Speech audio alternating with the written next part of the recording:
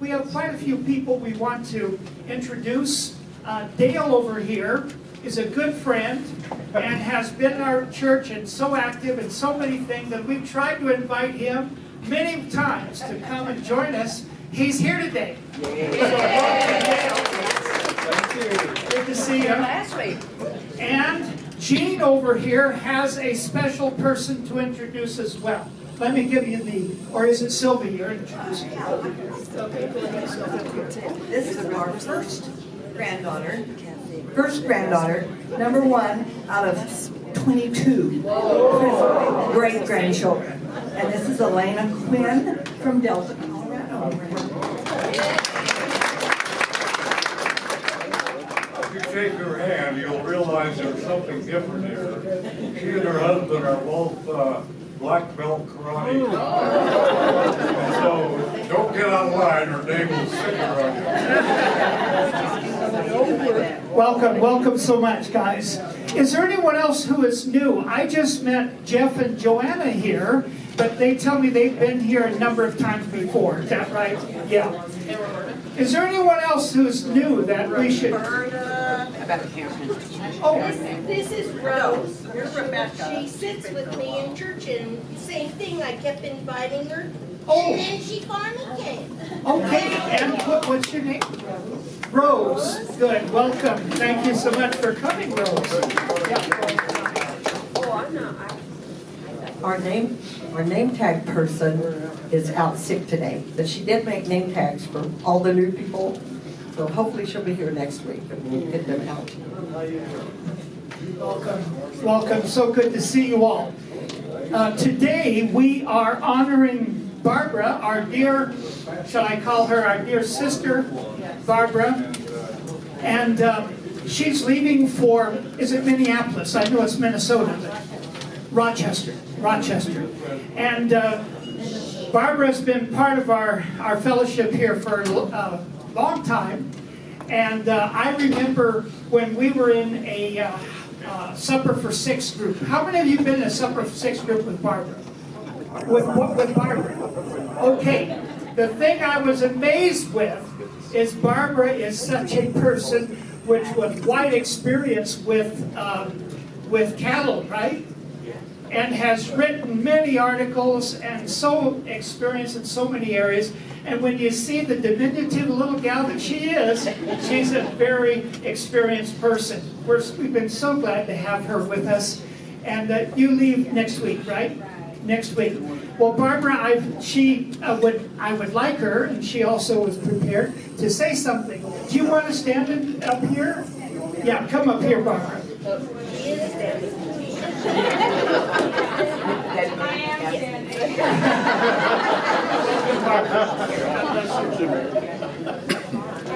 I just have to say, you all mean so much to me as individuals and as a group. It's just been a wonderful experience. I've grown a lot in the Lord, and just having you all as friends has been wonderful. I'm going to miss you. And I just pray that, I would ask you to pray for me that I will be a joy and a blessing to my daughter and not a burden, and that I can bring fun to their life, and that we have safe travels. And I hope to keep in touch some way with all of you. I'm going to miss Bob's honoring us and just Send him to you. thank you. Anyway, that's all I wanted to say. You've been so much to me and been a real big part of my life. Thank you.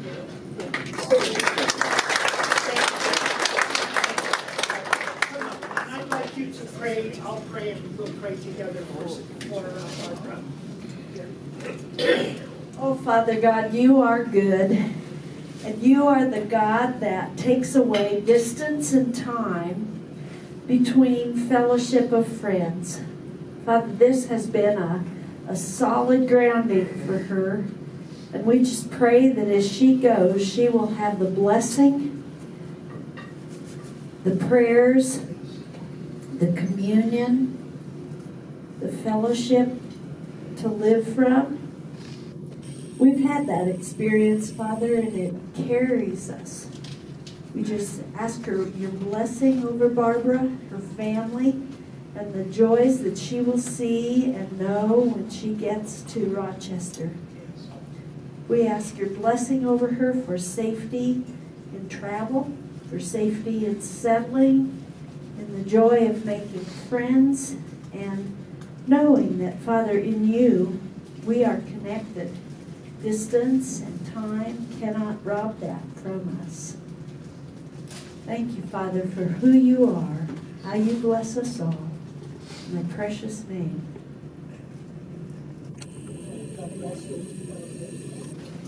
We haven't always been able to say goodbye to someone. Sometimes people just kind of leave. But it's a special joy for us to be able to celebrate our friendship and fellowship with Barbara.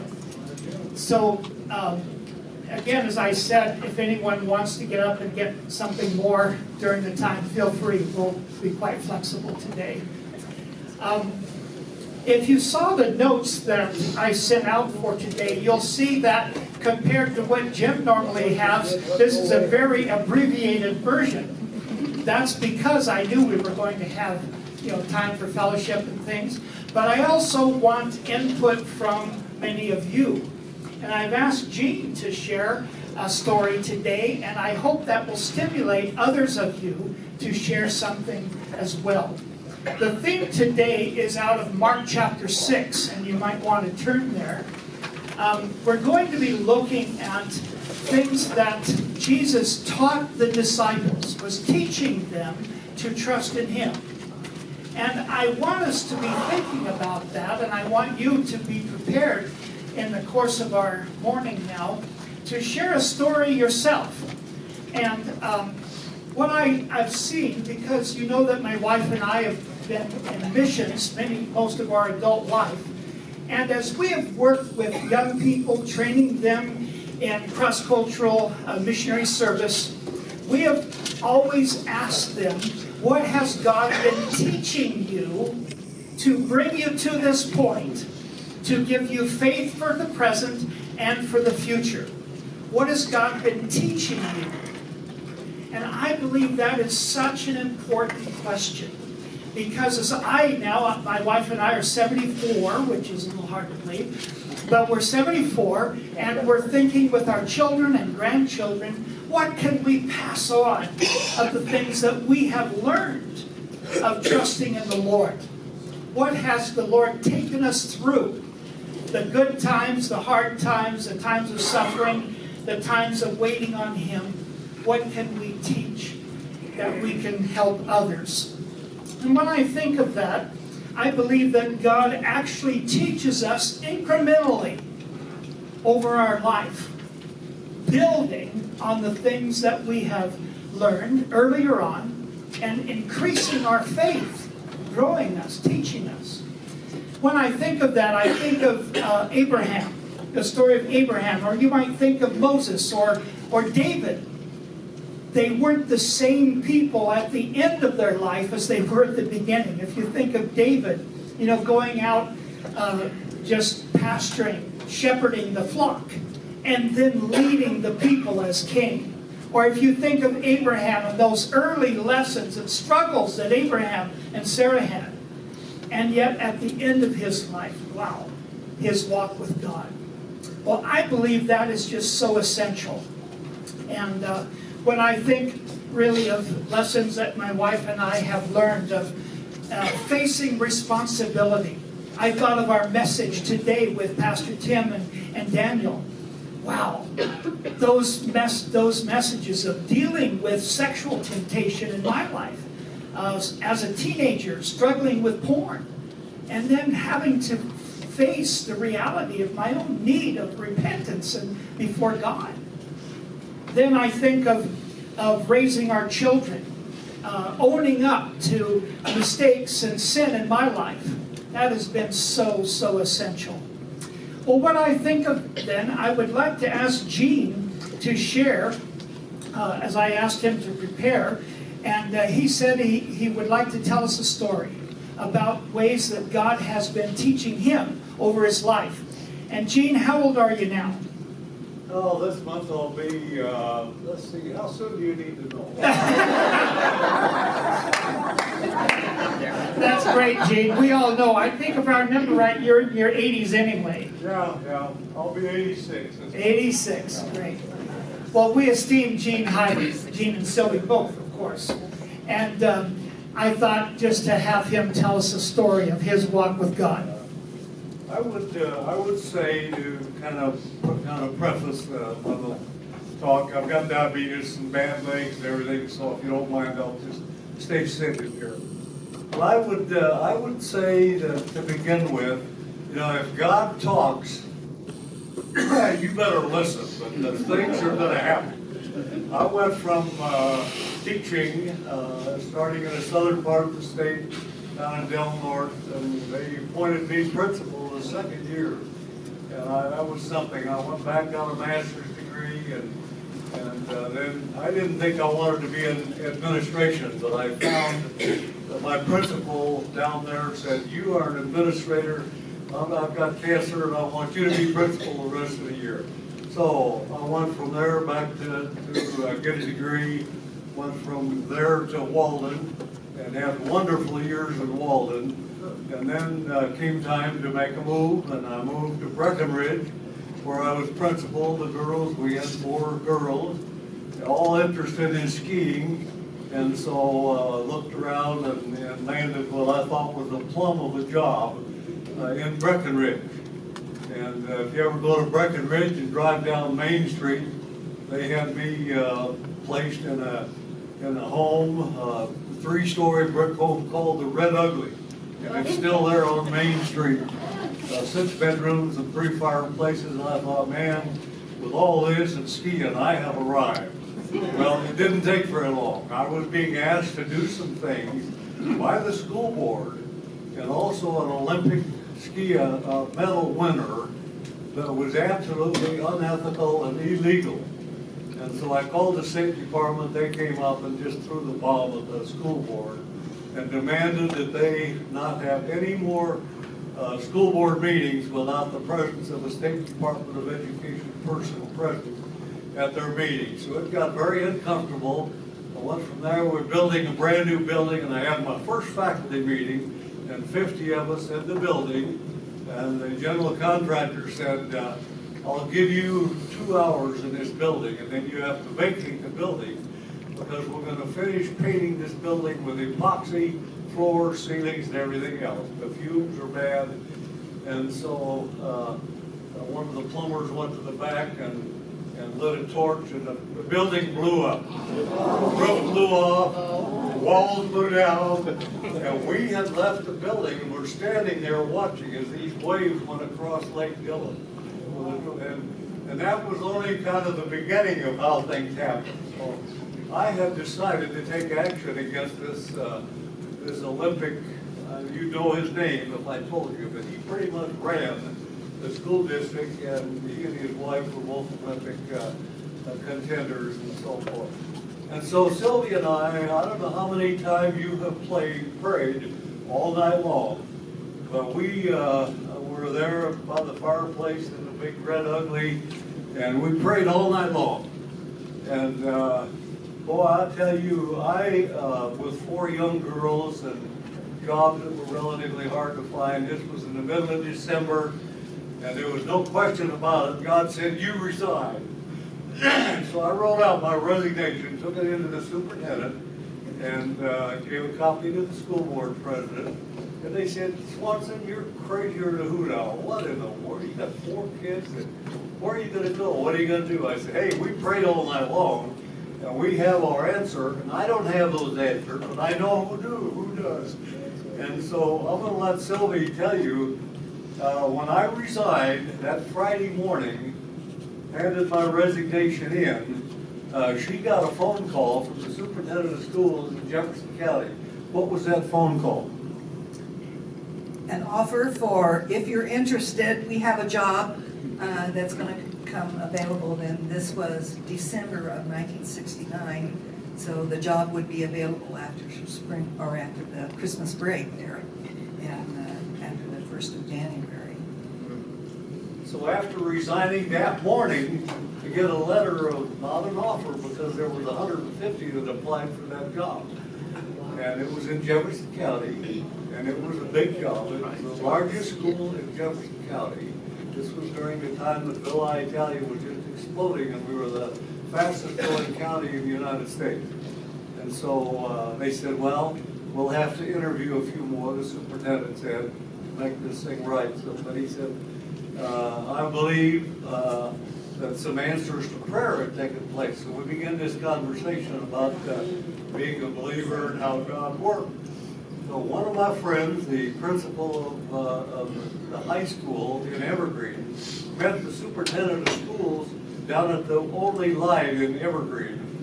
And they talked, and my buddy said, pull over, I gotta talk to you. I got a buddy up in Breckenridge who's really fighting the school board, and he's taking a position against the board with all the illegal activities.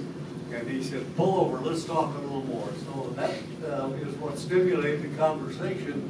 And here, after we prayed all night, afternoon, we get this letter that looked pretty good, you know. And so me with 4 young daughters and not having a job, you know, come January. Long story short, this guy says, I want a believer in this job.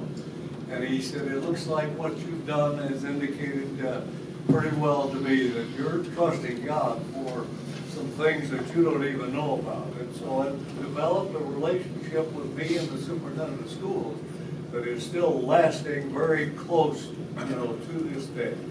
So, long story short, he said, I want to interview you tomorrow morning, Monday morning. I want you to bring Sylvia because I want to interview her as well. So I had a morning interview, and then Sylvia had the interview, and he made the decision, I want you to take this job. So I took that job, and it was unbelievable. You know, it was the largest school west of the Mississippi. We had one main campus, and we had 9 schools that filtered into that.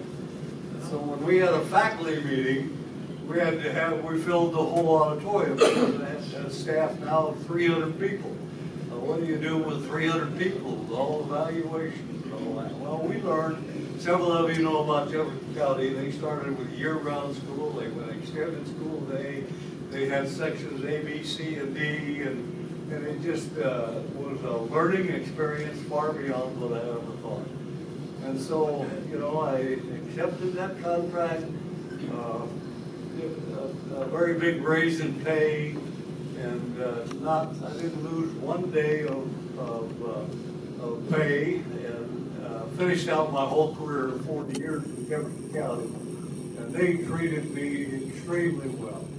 And so, you know, I just would say that when you're really pushing God a little bit, and you're really needing His help, you better look out, because when He listens, He expects some action. And that's exactly what happened. We were convinced that it was, you know, pretty good. So we moved out of the red ugly, 4 feet of snow, 35 below zero.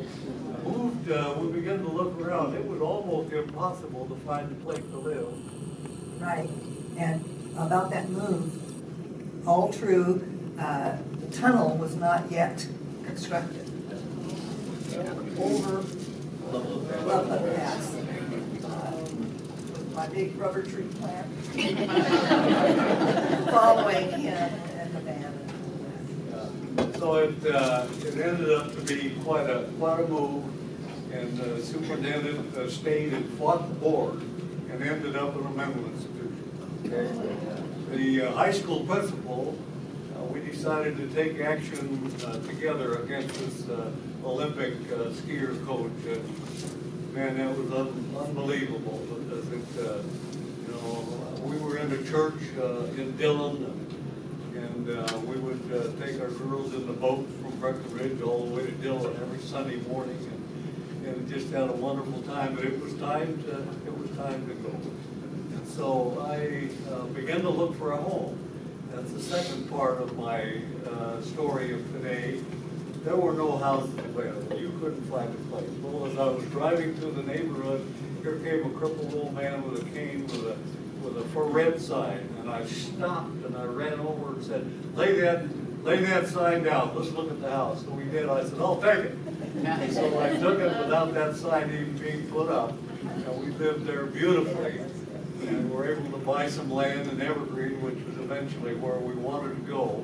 And the next part of that is that the lady that owned the land, Jane Pussmiller, a very wealthy lady that owned hundreds of acres in Evergreen, and I was able to buy a big piece of land there to build a home on. And she says, you know, interest rates are about 16, 17%. She says, I'd like you. I'd like to finance your home. And she says, you'll hear from my attorney tomorrow morning and my banker. So I get a call from them, and she says, I want to finance your home for 4%. Boom, boom, boom. You know, when things are being answered by God, you just better be ready, because he'll heap it on like you wouldn't believe. So one thing after another. So we were able to go to the place that we loved in Evergreen, and stayed there for the rest of my career. And I could have a lot of stories, but Sylvie says, hey, that's enough for one. So I would just conclude by saying the same thing.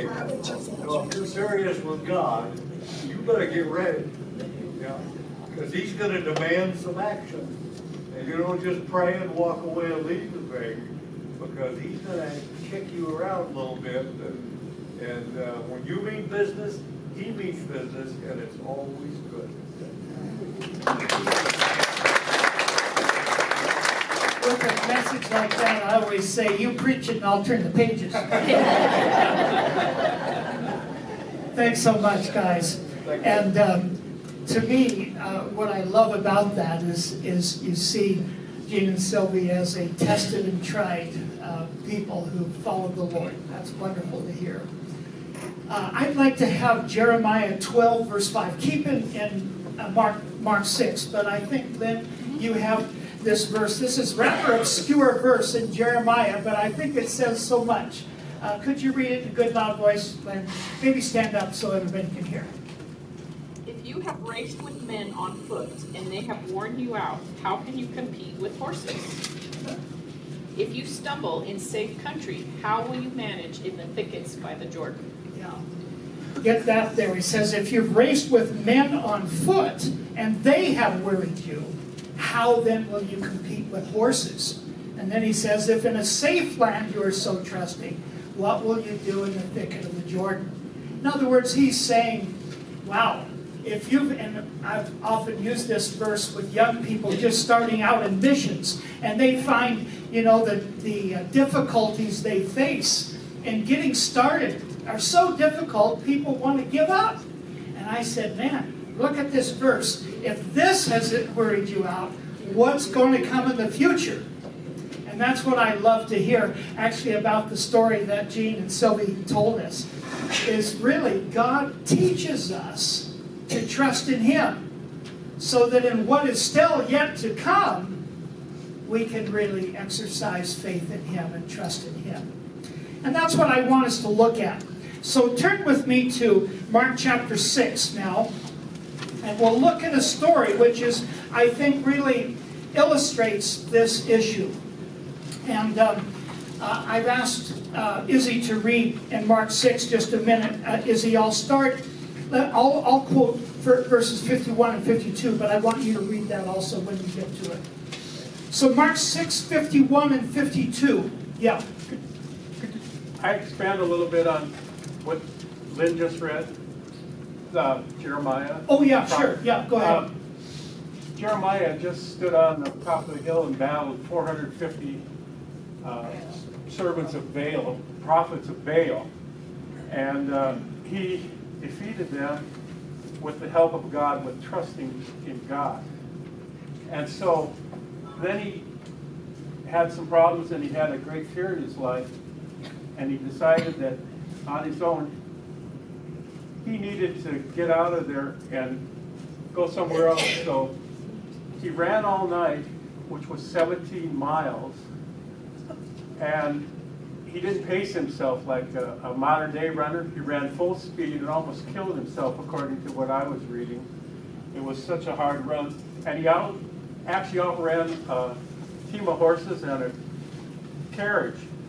He ran faster than the horses went. It took him there. But the point is that after defeating Baal's 450 prophets, he feared for his life and took it upon himself, man's decision, to run this race, almost kill himself or run up there, instead of to lean on God. And that's kind of the background story of that, and where they get that, you know. So, thanks for sharing that. That's right. When we look at, really, I think in the story of Elijah and Jeremiah, we see this so much in the stories of the Bible. Mark 6:51, 52 actually is, I think that's the passage that Ryan's going to read. But Mark 6:51 says, you remember this is the story, there's two stories we're going to look at today. Is the story of the feeding of the 5,000, and then directly after that, Jesus sends his disciples out into the boat on the Sea of Galilee, and you remember the storm that comes. Well, these verses, 51, 52, I've underlined in my Bible, and I've thought about them so much. And they've been such a challenge to me. Because in verse 51, he says, and Jesus got into the boat with them, and the wind ceased, and they were utterly astounded. And then verse 52, for they did not understand about the loaves, for their heart was hardened. And my question is, that I have written in my Bible, and I've thought about so much, is what were they to have learned in the feeding of the 5,000 that would have helped them as they're out on the lake? And you see, that's what Gene is talking about there, is the way that God taught them to trust in him. So that in all that came, in that night of prayer, they were able then to trust in the Lord. And I tell you, I've seen that over my life, in all the things we've gone through, is God expects us to learn from the things of today or yesterday so that we might apply them in the future. Let's read that then. Izzy, could you read? We're going to start with verses 31 through 44, and this is the feeding of the 5,000. And Jesus said to them, Just a second, Izzy. And Jesus said to them, come away by yourselves to a secluded place and rest for a while. For there were many people coming and going, and they did not even have time to eat. They went away in the boat to a secluded place by themselves. The people saw them going, and many recognized them and ran there together on foot from all the cities and got there ahead of them. When Jesus went ashore, he saw a large crowd, and he felt compassion for them because they were like sheep without a shepherd. And he began to teach them many things. When it was already quite late, his disciples came to him and said, this place is desolate, and it's already quite late. Send them away so that they may go into the surrounding countryside and villages and buy themselves something to eat. But Jesus answered them, you give them something to eat. And they said to Jesus, shall we go and spend 200 denarii on bread and give them something to eat? And he said to them, how many loaves do you have? Go look. And when they found out, they said, 5 and 2 fish. And he commanded them all to sit down by groups on the green grass. They sat down in groups of hundreds and of 50s. And he took the 5 loaves and the 2 fish, and looking up toward heaven, he blessed the food and broke the loaves, and he kept giving them to the disciples to set before them. And he divided up 2 fish among them all. They all ate and were satisfied. And they picked up 12 full baskets of the broken pieces, and also of the fish. There were 5,000 men who ate the loaves. Thanks, Izzy. I want you to think, what do you think Jesus was teaching the disciples in this account? Because it's so amazing to me as I read that story. I mean, it's an amazing story, isn't it? But what I noticed is that Jesus was really teaching the disciples. What was he teaching? What do you see the disciples? Yes, Brandon. I think if you go back to verse 30, that's important. We didn't start there. It says, then the apostles gathered to Jesus and told him all things, both what they had done and what they had taught. They were performing miracles and healing people. And so they were doing these great things, and they had faith in Jesus, and he sent them there. And now, where did that faith go? It just disappeared all of a sudden. Good point. I'm glad you read that. Yes, we should have started with verse 30. You should. Yeah. Yeah. Shame on you. Yes, Tell him, Virginia. Brian. Go ahead, Virginia. They were all men. There were 5,000 men. What about the women? Yeah. Well, that's a good point. In other words, 5,000 men. How many more were there? Yeah. I heard before that there were women and children, but the women weren't counted. They only counted the men. They were cleaning up, probably. Yes. They were probably serving, yes. Does that sound like the voice of experience? Huh? Now, actually, Carla, when my wife cooks, I clean up afterwards. So I do the washing and cleaning up. That's good. All I have to say is thanks God for women. Yeah, that's right. Yeah. That's right. Satan is a liar. The father of lies, Jesus said. And things aren't always, in God's perspective, as they appear. In reality, and Satan will lie to us and make things appear a certain way. Yeah. And how do you see that in this story? What are you illustrating? We don't have any food. How are we going to feed these people? There you go. Yeah. Right. And what do the disciples say? Huh? The disciples say, send them away. But Jesus says, what? You feed them. Oh, wow. Can you imagine? You feed them. Yeah. Three things I got out of it. Jesus can and does provide. Yeah. That's number one. Question, where's your faith? Would be number two. And then three, trust in me, I'm different, is something that Jesus was teaching. Excellent. Excellent. Yeah, trust in me, I'm different. I can imagine. And then, isn't it amazing that it says 12 full baskets were picked up afterwards? And I just think, wow. What do you think the disciples were to have learned from this? Brian, you've already given us 3, and that was great stuff. What else would you say? In my Bible, it says that they were, his miracles were intended to reveal to the disciples his identity as the Messiah and the Son of God. Yeah, right. Who he is, right. Yeah, what else? Yes, Izzy. So, going back to the question of 5,000 men, the Greek word for men is strictly male. So the numerical estimate did not include women and children, Matthew 14:21. The women and children were traditionally seated separately from the men for meals. When everyone was added, when everyone was added, there could have been up to 20,000 people. Oh, wow. Well, there you go, Joan. I guess there's another look at it. Well, and we're talking heads of household. Yeah.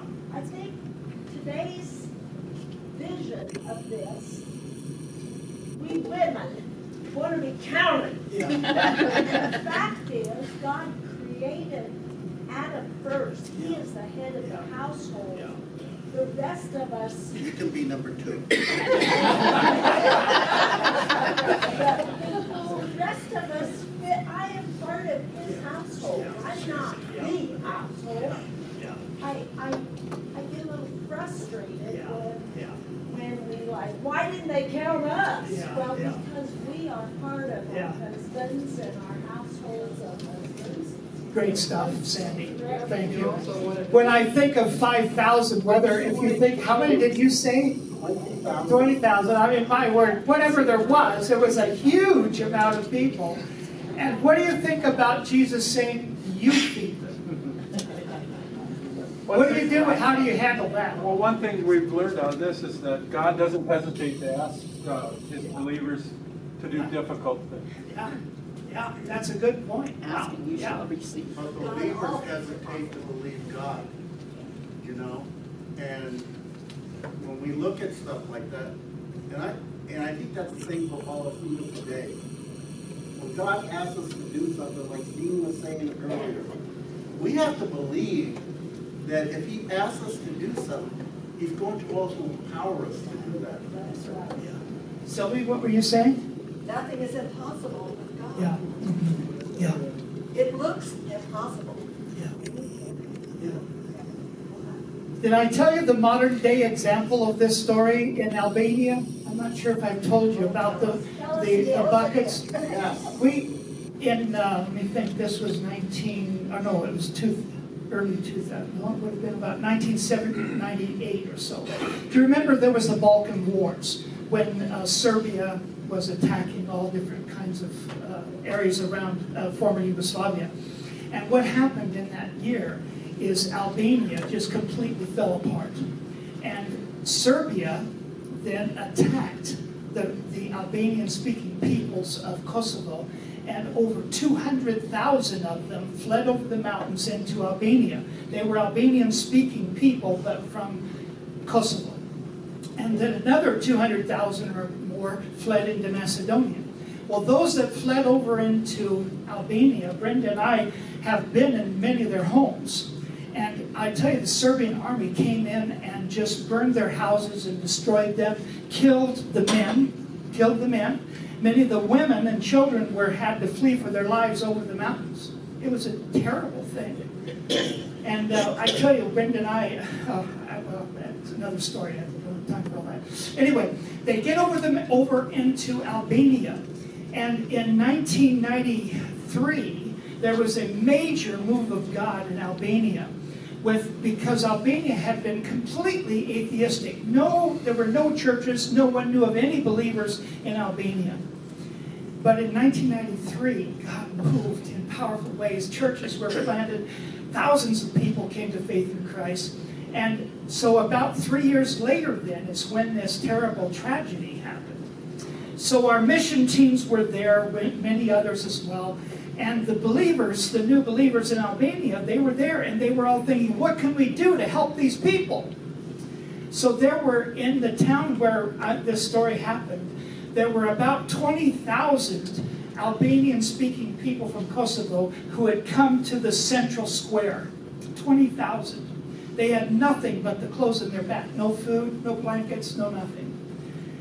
And so our mission team came and we thought, wow, let's get together everything we can. We've got to go out and help these people. And so we got blankets and we got bread and soup and all different kinds of things. And we asked the people to line up, a little bit like Jesus did here in the hundreds and fifties, here he says. And they were all lined up way back, way back. And we had buckets, big 5-gallon buckets of soup that we prepared, and then bread and other things that we could give out. Anyway, we were giving them out in cups about this size, a cup of soup, and then some bread. And we served thousands of people that day. And at the end, we came to the last bucket, and an Albanian believer was with one of our mission team. And he said, we've got to send the rest of them away. We don't have any more. We're at the last bucket. There isn't any more.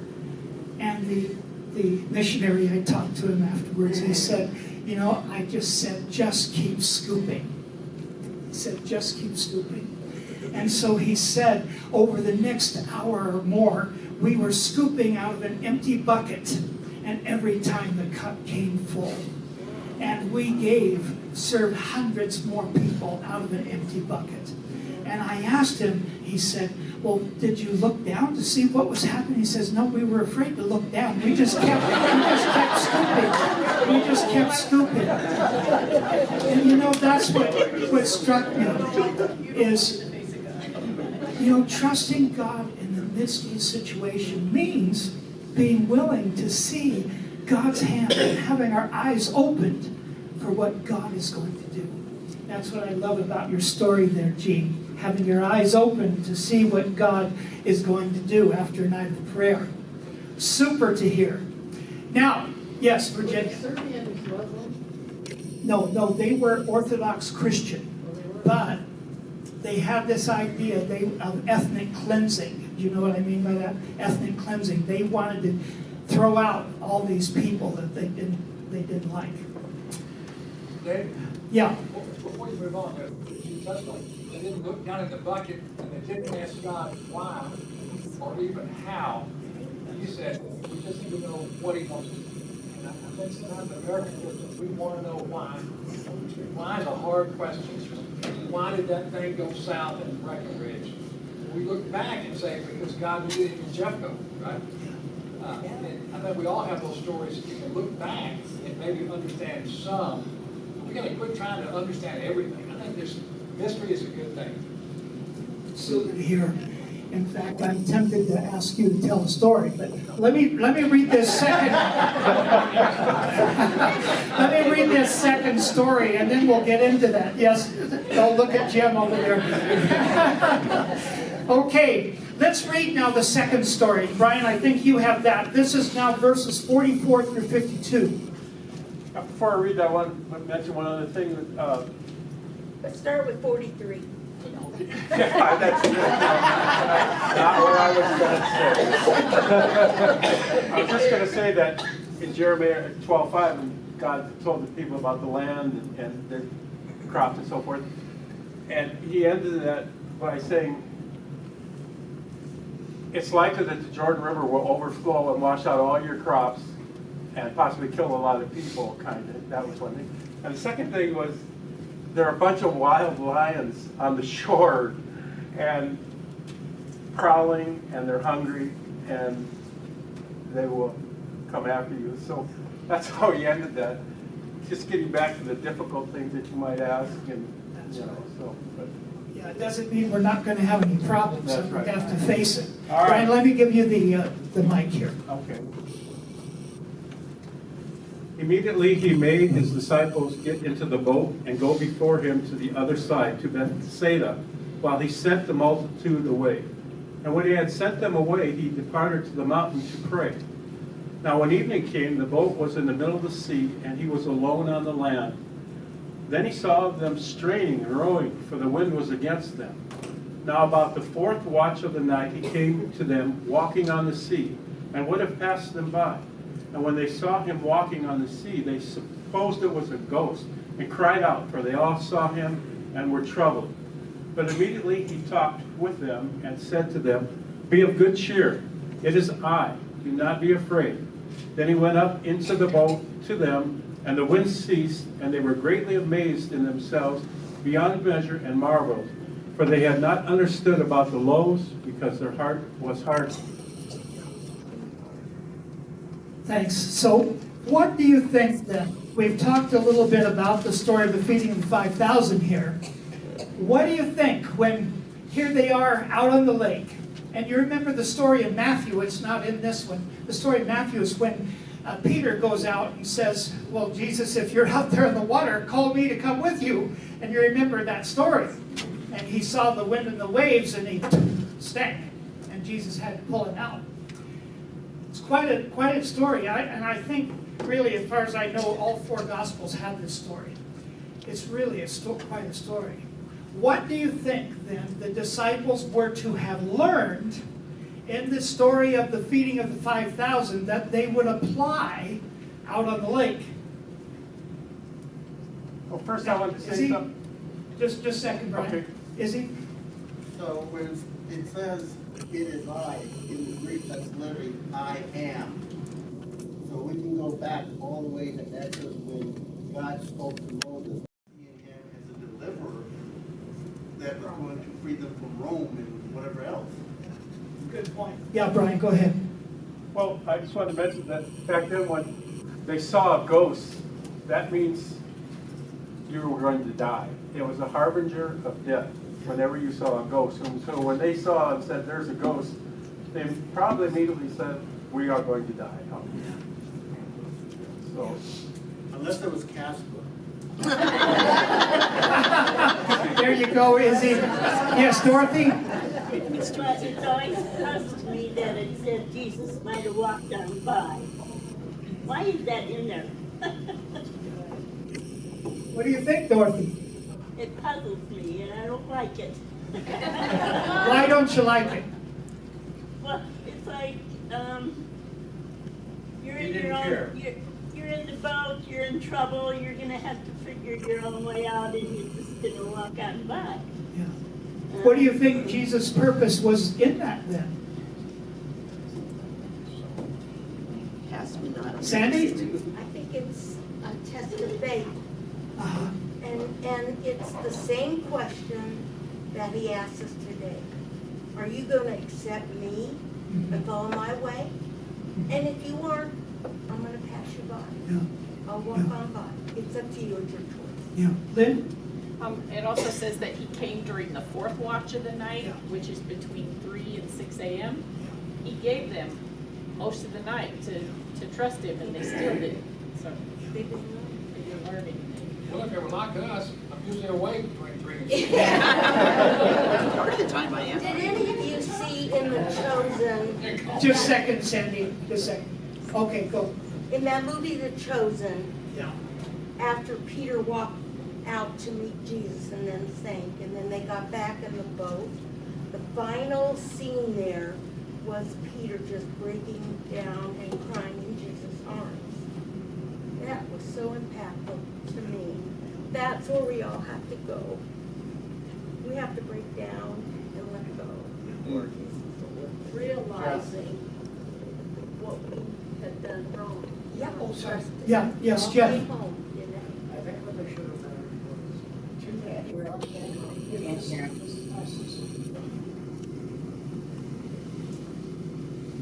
They were walking in faith with Jesus. Stick it in your mouth.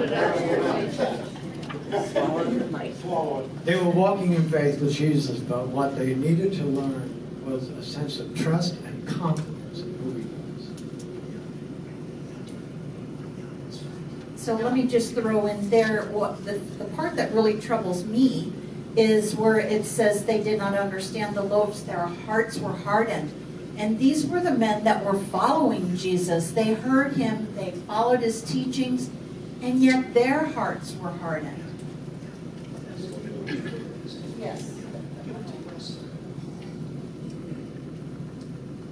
Well, first of all, I think it'd be interesting to find out really what that terminology actually is in the original that talks about them hardening their heart. What I was going to share is that this comment, the disciples didn't want to believe, perhaps because, first of all, they couldn't accept the fact that this human named Jesus was really the Son of God. And secondly, they dared not believe that the Messiah could choose them as his followers. And thirdly, they still did not understand the real purpose for Jesus coming to earth. So maybe hardening their hearts meant more pondered hard. No, we're thinking hard. Well, we overthink everything. Yeah, when I think of this, I think of the things in my life of what I've learned to trust in him. When I think really now we have our children and grandchildren and praying for them, wanting to pass on my sense of faith in the Lord. I think of course, Jean and Sylvia's great-granddaughter here.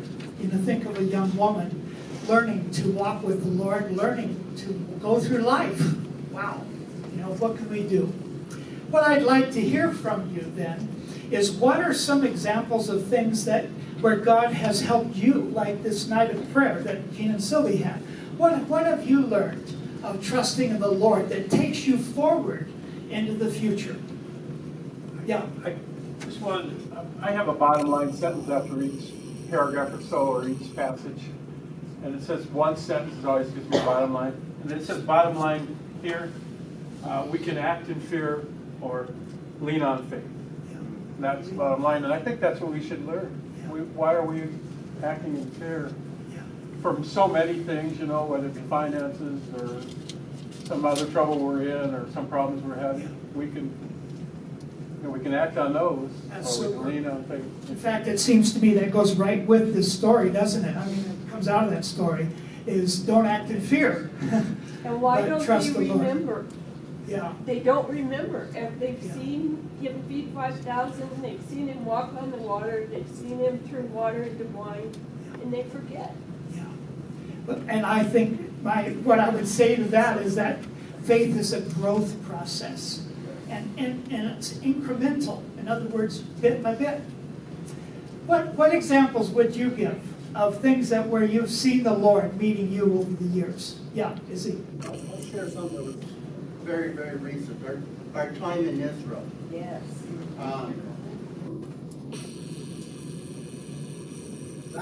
We were there for 5 weeks, not just in Israel, but we started off in Greece, went to Egypt. Yeah, I know, huh? Put it in my mouth. And then we went to Jordan, and then finally Israel. And the second day is when the war broke out. And I was really upset with Hamas. Not because they did the bomb, because that just ruined our entire vacation. That was the part of the vacation I was really looking forward to. And Shannon and her friend Sarah, they wanted out right now. And they were afraid. And I wasn't ready to go. And Shannon and Sarah sat down with me and said, I know you don't think this is dangerous, but we do. Are you going to keep us here in danger? Or is it just that you want to stay here in Israel? And I looked at it, I said, yeah, I want to stay here in Israel. There's a lot of stuff I haven't seen. This was the pinnacle of the whole vacation. But I also told them, I would not ever do anything that would put you in danger, okay? And I felt we were really safe in Jerusalem. Of course, I was praying that we could still stay a little bit longer, see a few things, because we're going to have to do it on our own. And of course, Shannon was praying, Lord, get us out of here. Get us out of here safely, okay? But it was toward the end when I had finally just had it. And I said, okay, Lord, I'm ready to leave. And I'm going to let Shannon finish the rest of the story because this is a God thing. This was a miracle. So God listened to Izzy, and he also listened to me. I was more concerned than Izzy was about staying in a war zone, but Izzy's been in multiple war zones, so I think that was part of it. But we were trying to get out, and we had a travel agent who was trying to help us get out, and she was trying very hard. She would put us on a flight, and the next day be canceled. She'd put us on another flight, and it would be canceled. I mean, we had, I think, 4 flights trying to get out, which were all canceled. So she finally found this flight on Air Emirates to Dubai. Well, she found out there was just nothing on that flight, that she couldn't get us out. So she was going to call and tell us, I'm sorry, but we can't get you out through Dubai. And you may have to go on the border crossing, which was scary. So right before she called, she thought, well, I'll look one more time.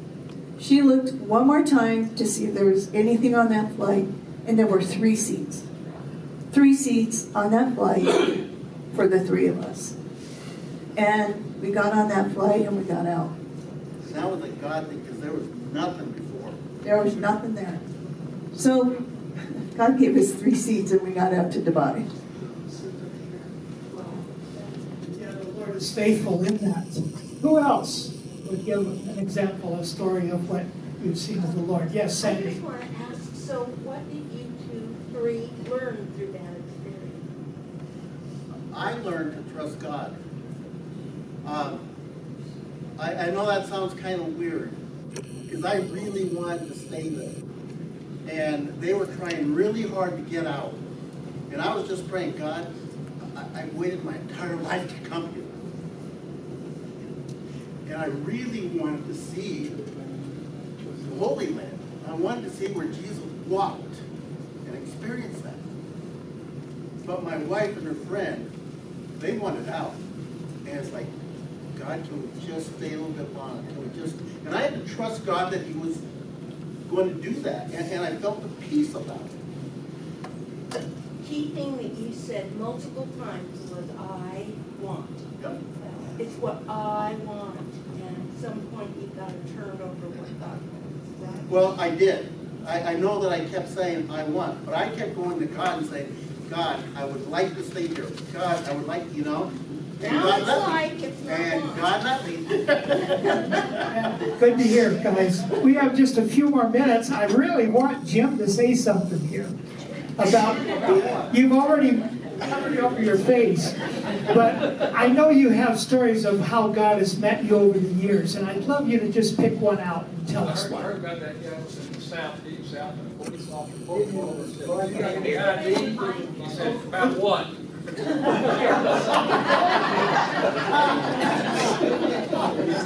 I have a lot of God stories. One of them is, right here in front of me, they're sitting here, Connie. That was a miracle in my life. But, I think God works in small and mysterious ways. Some of y'all know I was a fighter pilot in the Air Force. I was flying the F-4 Phantom, and I missed the war. I got over to Thailand, and morale was really low, and people were drinking way too much, just trying to pass the time. And it was crazy, dangerous stuff. We were doing training anyway. And I became a Christian through a Gideon Bible pickup, long story short. But when I did, I realized I'm in the wrong part of the Air Force. I should not, this is not me. There's nothing wrong with it, but I'm not cut out for this. I love airplanes. In fact, I read Flying Magazine and Flying Pilot. All the other pilots read Gun and Knife magazines. They were gun people. And so I had written letters, filled out the forms for an assignment change. I'd written the letters. I'd made the phone calls. I offered to marry a general's daughter, all that stuff. And nothing was working at all. And I was a brand new Christian, and one of my mentors early on said, "Have you prayed about your next Air Force assignment?" And I said, "Well, pray about your assignment. Does God care about that?" He's like, "Oh, Jim, you just don't know anything." So I went back at noon. I was alone everybody was eating lunch. I was back to a little 4 officer. We shared 4 tour rooms. We were living in luxury. The GIs were like 20 tour rooms, big dorm. We had 2 double bunk beds. So I'm back there alone, and I prayed and gave God all the reasons he should get me out of the fighter business and back into the flight instruction business. I could be an instructor pilot in the Air Force. And it's a dumb prayer. God hears dumb prayers sometimes. And then 12 hours later, at midnight, I was assigned a duty. You had extra duties all the time, and I was the base motel guy. So I'm in the base little motel with 6 rooms. This is Udon, Thailand, 30 miles south of the Mekong River, in the middle of nowhere. When a plane can land, you got to put the crew in the quarters. So it's a 3-ring binder, how to be the motel clerk, basically. Y'all know the drill. So I'm sitting there. It's raining like crazy. There are no airplanes coming. I'm bored out of my mind, and I see a telephone. It's a special phone that I didn't have access to normally, but you can call the United States. And it's almost like MASH, where you have to crank the, I picked up the dial operator and get the base operator. I said, like, give me the 12th Air Force, Honolulu, Pacific Air Force, and here voice said, "PACAF, how can I help you?" I said, "Connect me to Randolph Air Force Base, please. This is Lieutenant Walters in Thailand." "Okay, hold on. Randolph." I said, "Give me military personnel." I get to military personnel and say, "I need to talk to Captain Brown in the pilot assignment office." "Okay, hold on." Long hold. Long hold. Finally, "Captain Brown, how can I help you?" "Hey, Captain Brown, my name is Lieutenant James Walters. I'm in the 8th Technical Fighter Wing in Udon, Thailand. I'm calling to make one more request for an assignment change." He said, "Are you in the October group?" And I said, "Yes, sir." He said, "Forget it. We stayed up till midnight last night. We made changes at the last minute. It's all done. I don't even want to hear what you want. Go away." I said, okay, no problem, sir. Just checking. Could you tell me what I've got?" We didn't have email in those days. Where I'm going. And I thought he was going to say you're either going to Shaw Air Force Base or Seymour Johnson to continue flying the F-40. He helped a long time. He came back and I could hear him rustling papers. "Lieutenant, I've got some bad news for you. Somebody changed your orders last night at midnight, the last minute. You're not a fighter pilot anymore. You're going back to Lubbock, Texas to be an instructor pilot in a big center." Wow. And he said, "I don't know who did this to you." And I actually said, "I think I do." But wait, here's where this story gets really, this doesn't give you goosebumps, nothing will. I told you I was praying at noon, right? Noon in Thailand is midnight the night before. The hour that I prayed, somebody changed the orders. So I get back to the States, I go to that Air Force Base, Randolph Air Force Base is where they had this school for the instructors. And also the Military Personnel Center is in San Antonio, Texas. So I walked over on a day looking for Captain Brown to thank him. He wasn't there. Another guy looked in the files, came back and said, I don't know how that happened. There's no explanation. We don't know who did it. And again, I said, okay, I don't have to know. But every day for 4 years, I drove through the main gate at Reese Air Base, and I was reminded, I'm only here because God wanted me here. Right? On that note, can I close in prayer? Yeah, thanks so much. That was a great story. I knew you'd come through for me, Jim. We're sending Barbara off, and really much of what we've been sharing is really to commission Barbara for her future and pray that God will also move in her life. But each of us, right? Each of us are in that, is trusting the Lord for our future. And I'll just close praying again. Yes, come on. Just one quick prayer request. I had a text message from Mary Jane in our class. Yeah. Her son Kurt is in the hospital and looking at surgery today for Wow. intestinal blockage. Oh, wow. So Mary Jane is. Connie, how about if you just stand and lead us in prayer for that, and and also remembering Barbara. Father, thank you so much for this morning, for the reminder that you are in charge. You do control our lives when times happen and we think that no one listens and no one hears us and no one sees us. You have a plan for our life. Father, lift up Barbara to you and miss her. I'm going to miss all the times I can count on her to get things done. I really appreciated that for her. But Lord, you have a place for her in Rochester. You have already set up a new church for her to go to, and I just pray, Lord, that you'll open the doors to that church and she can be a blessing to them as she was to us. We also remember Kurt, Mary Jane's son. Father, I pray that if surgery is to happen, you'll let it be successful and let them not worry, Father.